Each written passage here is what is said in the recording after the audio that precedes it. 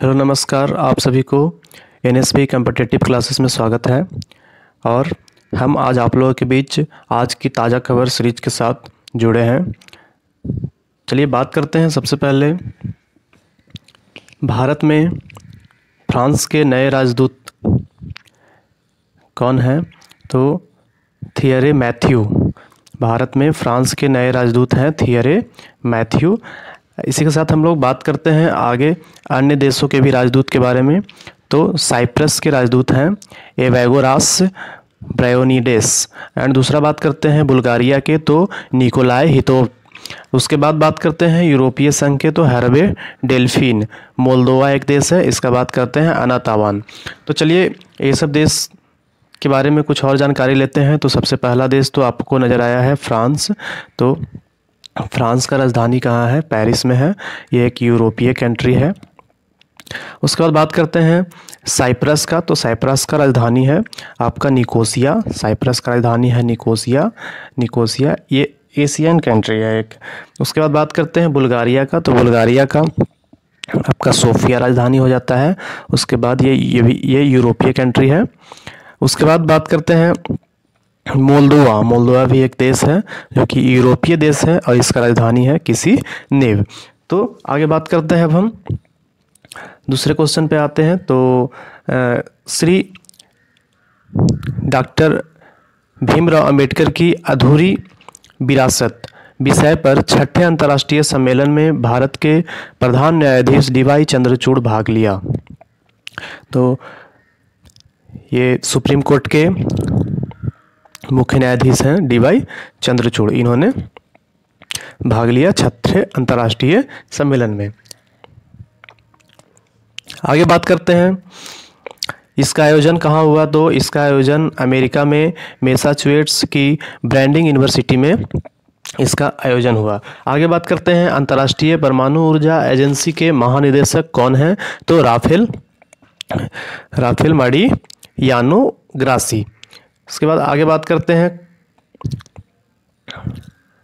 खुदरा निवेश अब फ्लोटिंग दर से जुड़े बचत बांड की खरीदारी सीधे आरबीआई रिटेल डायरेक्ट पोर्टल से खरीद सकते हैं। तो पीएम मोदी ने बचत बांड से जुड़ी हुई यह जानकारी आरबीआई रिटेल डायरेक्ट स्कीम 12 नवंबर 2021 को ही लॉन्च की थी। तो ये है क्या? तो यह बचत बांड 7 वर्ष की अवधि के लिए जारी होते हैं। इस योजना के तहत निवेश के लिए व्यक्तिगत निवेशकों को आरबीआई के पास रिटेल डायरेक्ट गिफ्ट अकाउंट खोलना होता है। तो ये आपका मतलब हो गया। अब बात करते हैं अब रेल यात्री सिर्फ क्यूआर कोड को ही स्कैन करके अनारक्षित टिकट को ले सकेंगे। तो क्यूआर कोड को स्कैन करेंगे तो इसके लिए कुछ एप्लीकेशन डाउनलोड करना पड़ेगा आपको, या फिर कौन सा एप्लीकेशन है जो लॉन्च हुआ है। तो उसका नाम है centre for railway information system. Short में अगर कहा जाए तो CRIS, यानी कि centre for railway information system ने मोबाइल ऐप एक लॉन्च किया है। इसको अपग्रेड कर क्यूआर कोड की सुविधा शुरू कर सकते हैं। तो आप जाएंगे स्टेशन पे, क्यूआर कोड लगा रहेगा और क्यूआर कोड के साथ आप अपना टिकट बुक कर सकेंगे। बात करते हैं आगे। बचपन में लगा टीका कर सकता है कैंसर से बचाव, यानी कि आप बचपन में भी टीका लगा सकते हैं, उसके द्वारा आप कैंसर से बचाव हो सकता है आपका।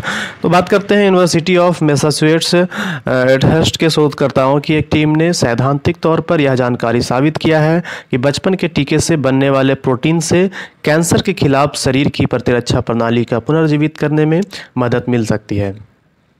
आगे चलते हैं। अभी हम एससी ने मेडिकल लापरवाही के मामले में फैसला सुनाने हेतु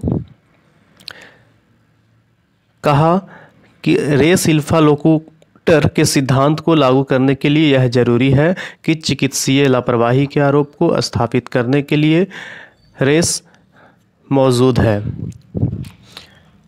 आगे रेस इप्सा, तो इसके बारे में भी जानते हैं। तो रेस इप्सा लोकुटर एक लैटिन शब्द है जिसका अर्थ है चीज़ स्वयं बोलती है। लोकूटर क्या है? एक लैटिन शब्द है जिसका अर्थ है कि चीज़ें स्वयं बोलती है। अब आगे बात करते हैं श्री पद्मानाभ स्वामी के पारंपरिक जुलूस R2।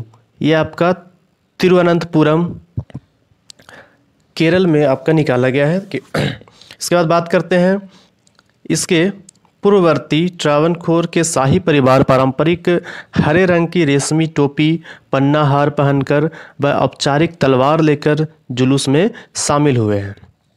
चलिए उसके बाद आगे बात करते हैं। केंद्र सरकार ने राष्ट्रीय सफाई कर्मी आयोग का कार्यकाल मार्च 2025 तक बढ़ा दिया गया है। तो केंद्र सरकार के द्वारा ये पहल लाया गया है और जितने भी राष्ट्रीय सफाई कर्मी हैं इनका कार्यकाल अगर 2023 में ख़त्म हो रहा था तो इनका कार्यकाल 2 वर्ष बढ़ा करके 2025 कर दिया गया है। किसानों को समृद्ध बनाने के लिए गृह एवं सहकारिता मंत्री, आप लोगों से पहले भी मैंने चर्चा किया था कि सहकारिता मंत्री अमित शाह हैं और गृह मंत्री भी अमित शाह ही हैं। तो इन्होंने नए गठित राष्ट्रीय सरकारी निर्यात NCEL का लोगो एवं वेबसाइट दिल्ली में जारी किया है। इसके बाद आगे बात करते हैं। केंद्रीय गृह एवं सहकारिता मंत्री अमित शाह अहमदाबाद गुजरात में ग्रीन हाइड्रोजन प्लांट का शिलान्यास किया है। इसके बाद बात करते हैं निधन से संबंधित एक बहुत ही फेमस व्यक्ति जो कि भारतीय क्रिकेट टीम के पूर्व कप्तान एवं बाएं हाथ के महान स्पिनर बिशन सिंह बेदी का 77 वर्ष की उम्र में निधन हो गया। इनका जन्म 1946 ईस्वी में पंजाब के अमृतसर में हुआ था। वे भारत की ओर से 67 मैच खेले और 266 विकेट लिए। इनमें से 14 बार 5 विकेट एवं 1 बार उन्होंने 10 विकेट चटकाए। उसके बाद बात करते हैं आगे। मंसूर अली पतौड़ी के संन्यास लेने के बाद ही बेदी ने 1975 से 1979 तक भारतीय टीम का कप्तानी किया था। उसके बाद भारतीय नस्लों के कुत्ते रामपुर, हावड़, गड्डी और वखरवाल पुलिस ड्यूटी में तैनात किए जाएंगे। बहुत ही अच्छी खबर है कि हमारे भारतीय नस्लों के कुत्ते भी अब पुलिस में ड्यूटी कर सकेंगे। इसके बाद बात करते हैं IDPP इंडियन ताइपेन बॉर्डर पुलिस फोर्स ने भारतीय कुत्ते की नस्ल मुधोल हाउंड की परीक्षण पूरा कर लिया है और इसके बाद नियुक्त करने का फैसला भी लिया जा चुका है। बात करते हैं एक बहुत ही इंपॉर्टेंट, यहाँ पे आपका बंगाल की खाड़ी में एक चक्रवात होता है, इसका नाम है हामून। हामून नाम का एक चक्रवात है, इसका नामकरण ईरान के द्वारा किया गया है। तो ये भी याद रखना है कि नामकरण कौन किया और कहाँ आया तूफान। तो बंगाल की खाड़ी, ये आपका इस टाइप से आप देख सकते हैं। इधर में आपका है बंगाल की खाड़ी, इधर में अरब सागर, तो तूफान आया है इधर ही और इसके द्वारा नाम दिया गया है तो ईरान के द्वारा। ये भारत का आपका दक्षिणी प्रायद्वीपीय भाग है। चलिए आगे बात करते हैं। इजरायल ने गाजा पर हमास के रॉकेट लॉन्चरों को नष्ट करने के लिए एक नए तकनीक का विकसित किया है जो कि बहुत ही अत्याधुनिक है और इसका नाम है आयरन स्टिंग। इसका नाम है आयरन स्टिंग, याद रखिएगा। आगे बात करते हैं। सुरक्षा मुद्दों में खुली चर्चा को बढ़ावा देने के प्रयास में थल सेना 3-4 नवंबर को चाणक्य रक्षा संवाद का आयोजन करेगी। इसके बाद आपको आगे बताते हैं। भारत और ब्राज़ील ने वर्ष 2030 तक आपसी व्यापार को $50 अरब तक के ले जाने का लक्ष्य रखा है। यानी कि भारत और ब्राज़ील ने 2030 तक व्यापार के लिए कितना रखा है? $50 अरब तक आगे ले जाने का लक्ष्य रखा है। बात करते हैं बायोफ्यूल एंड नवीकरणीय ऊर्जा, दोनों ही देशों के लिए महत्वपूर्ण सेक्टर है, भारत और ब्राज़ील के लिए। उसके बाद आगे, भारत मलेशिया की सेनाओं का संयुक्त युद्धाभ्यास हरिमानु शक्ति मेघालय के उमरोई में शुरू हुआ है। भारत और मलेशिया की सेनाओं का संयुक्त युद्धाभ्यास, इसका नाम है हरिमानु शक्ति, जो कि कहाँ में शुरू हुआ? उमरोई में शुरू हुआ है, मेघालय के उमरोई में। यह युद्धाभ्यास 2 सप्ताह तक जारी रहेगा। आगे बात करते हैं। एयर मार्शल साधना सक्सेना नायर को सशस्त्र सेनाओं के महानिदेशक अस्पताल सेवाओं के रूप में नियुक्त किया गया है। एयर मार्शल साधना सक्सेना को सशस्त्र सेनाओं के महानिदेशक के रूप में नियुक्त किया गया है। नाम याद करना टफ होता है, लेकिन आप बार बार इसको पढ़ेंगे तो आपको याद हो जाएगा। सक्सेना नायर, साधना सक्सेना नायर। बात करते हैं आगे। वह इस प्रतिष्ठित पद को संभालने वाली पहली महिला अफसर होगी साधना सक्सेना अय्यर, जिन्होंने सशस्त्र सेनाओं के महानिदेशक के रूप में शामिल हुआ है। चलिए, तो उम्मीद करते हैं कि आपको ये समझ में आ रहा होगा और साथ साथ आप मेरे साथ बने रहिए और चैनल को लाइक एंड सब्सक्राइब करते रहिए और जुड़े रहिए नेशनल अफेयर्स के साथ।